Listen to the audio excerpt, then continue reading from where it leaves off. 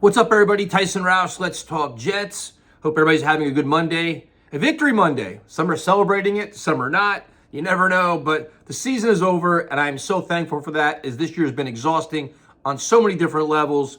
You had the end-of-year press conferences for Joe Douglas and Robert Saleh. I think with Joe Douglas, the media let him off. I think they could have pressed him on more issues, kind of get a more detailed answer and kind of put him more on the spot. They didn't do that, which is unfortunate. But I'll start with him, where the biggest question was, and it still drives me crazy, where they asked him about Zach Wilson, and he reiterated that they wanted this year to be a watch year for Zach. You can sit and watch Aaron Rodgers in action, grow, learn, and figure out how this offense is actually run, learn all about the NFL. If that is the case, then why didn't you put somebody between him and Aaron Rodgers? Because in this day and age of the NFL, quarterbacks are getting hurt at an alarming rate, and you've got to be prepared for it. You can't be naive or arrogant to that fact. Like, you know what? This is Aaron Rodgers. We're good. You knew what happened. But furthermore, the question is, once Aaron Rodgers did get hurt, why didn't you pivot? Joe Douglas talked about, how his team didn't handle adversity, things like that. A lot of it is you, dude. Like, a lot of problems are you and how you handled this mess. How you weren't proactive, how you didn't spend the money on so many different levels, offensive line and quarterback. He did admit that he should have kept an extra offensive lineman. He tried to talk about how they made the right decision with Dwayne Brown, but that wasn't actually true, because Dwayne Brown was hurt all throughout the OTAs, all throughout training camp, and all throughout the preseason. Throughout that point, dude, you got to be like, you know what? Then, even according to Saleh, they rushed him back too quickly. He gets hurt in the Dallas game, and boom, he's done. Off to the races. Billy Turner didn't work out. So their offensive line development wasn't good. You could have asked him a lot more questions on that. I would have been curious to hear what his thoughts were on the AVT thing. Like, whose decision was it to make him move all over the place? Saleh thinks that if the way they moved AVT around could have contributed to his injury, whatever it is. But it's just a mess. And Douglas tried to say the right things, but he comes off looking poorly. I just don't buy it, man, because the Dalvin Cook thing, where when the Jets first signed Dalvin Cook, we're like, you know what? The thinking for many of us was that, maybe Brees isn't going to be ready to start the season. Because they signed him in August. Maybe he's not going to be ready to start the season. This is an insurance policy, an expensive one, but this makes sense. If the Jets literally had this concern about not having, Brees not being ready, you could have drafted somebody higher than Izzy, or you could have signed somebody for a lot less money and younger and got better productivity. So the way they explained it, even the Alan Lazard signing, we expect more from him next year. That's not saying much. The guy didn't play. He was inactive each week. So I understand he's saying that you got to look inside and find out where, when things are going good, you identify those things and you keep maximizing them. Where things are going bad, you identify them. The problem I have with this mindset is the Jets under Douglas and Saleh have not accomplished anything. They don't have a winning program. They inherited this team and called it an expansion team roster. It was barren.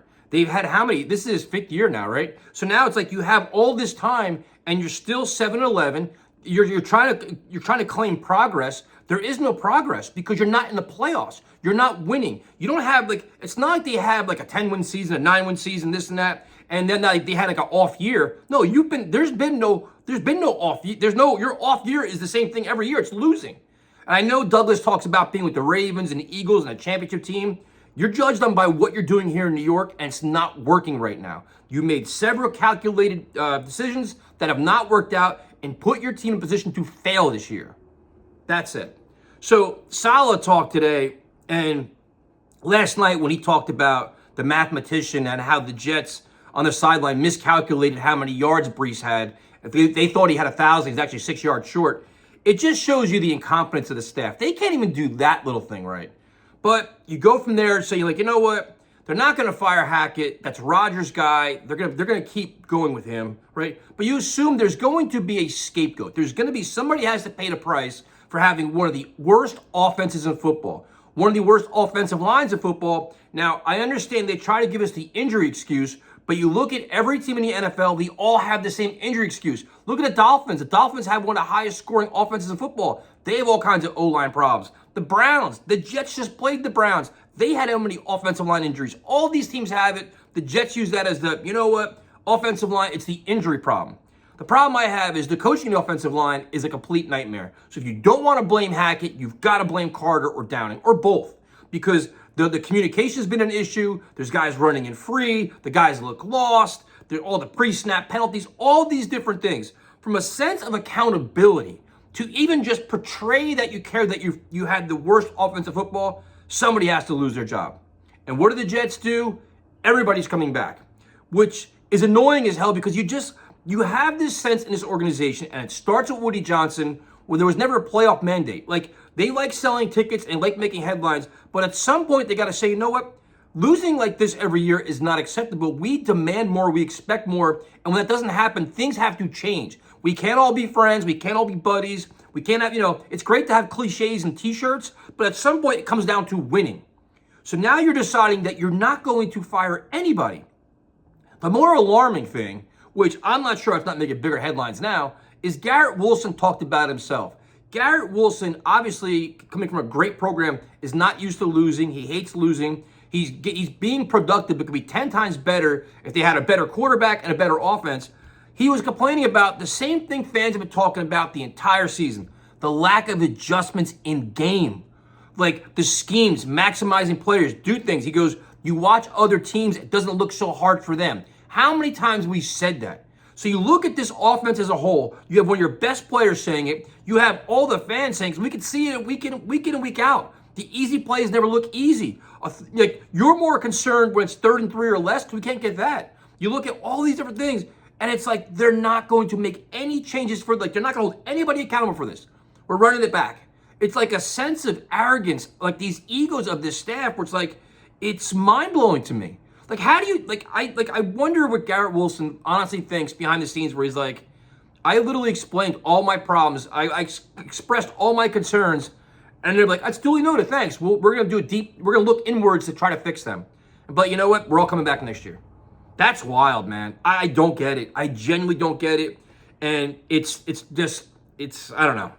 I don't know how to look. Like, this is the problem you have with looking forward. Like as the season ends, you want to look forward to next year. You saw Aaron Rodgers talk today, and he's like, you know what? We got to remove the bullshit from the building. We got to, whatever's the bullshit holding us back, we got to remove that, which is fine. And a lot of that could be Woody Johnson. You're not removing him, but it's like you're trying to find something to put to hold on to grasp. Like, you know what? Next year the Jets gonna be good because of this. And the only thing you really could hang your hat on is Breece Hall is a rising star. You have your Garrett Wilson. You have a defense who could be losing some players just due to personnel moves and contracts. And it's just like, you don't believe, like, I genuinely don't believe in Joe Douglas. I don't believe in Saleh. I don't believe in Hackett. So your true belief is that Aaron Rodgers is going to overcome all of this and make it better. He's going to clean up all the line calls. He's going to clean up all the bad routes, the bad personnel decisions, the play calling, all these different things. That's a lot to ask, man, isn't it? And meanwhile, you watch the Giants. The Giants are firing what? Martindale's going to be gone. Special teams guy is going to be gone. Outside linebacker coach is going to be gone. Like, teams all across the NFL are gone. And the other thing that drove me crazy, and this is probably my last event about this staff, is this team, like the Saleh kept talking about the cool things. Well, you know, we beat, I think it's 3 playoff teams, and we did this, we did that. But do you understand what else you did? You lost to an interim head coach in Antonio Pierce in embarrassing fashion. You lost to Arthur Smith. You lost to Brandon Staley. Like, you were getting drubbed. Your team got blown out by the Browns, the Dolphins. Like, it's just, I get he's a positive guy, but at some point you got to just show up and be pissed off. Similar to the way Mike Vrabel was in his press conference, or Dan Campbell, be like, you know what? None of this is acceptable. Like, have that sense of urgency. Because the only thing that Saleh's proven is that all that stuff in Hard Knocks was all for show. You don't believe any of it. I don't honestly think he's like that, because everybody's way too comfortable. This team is way too comfortable justifying losses and justifying excuses. And today proved it when they're not making any changes at all. None. That's crazy to me. So here we go. Now you're entering an offseason where it is, Joe Douglas said it today, they know they have to win. Now, as a Jet fan, that's exciting, because you're like, you know what?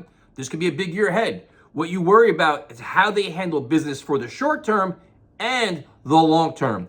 Are they legitimately going to sell their soul for a 1-year run with Aaron Rodgers, potentially 2? Or do they say, okay, listen, like Joe Douglas said it today, like, I want to draft best player available. Will he go away from that approach because, like, you know what, I want to draft this way, but if we don't win this year, I'm not going to be here next year. Like, how much do they sacrifice, for 3 years from now just to try to win this year? Which is, what's your blueprint? What's your formula for success?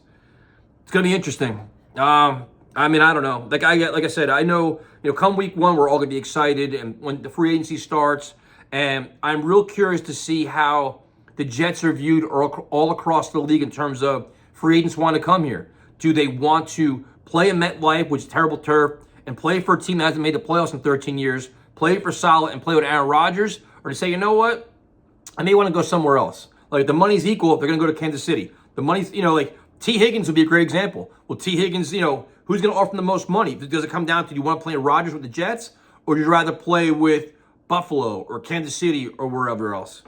So I know there's a ramble. I probably got my thoughts all screwed up, but I was hoping for more at his press conference today. I thought we'd hear about more changes, a little more accountability, a little more firm response to like how things are unacceptable and we demand more. But we heard about cool things and we're making progress. And I honestly, when you're 7-11 back-to-back years, where your team has fell apart back-to-back years, when you're on the outside looking in for 13 years, I'm really tired of hearing about that.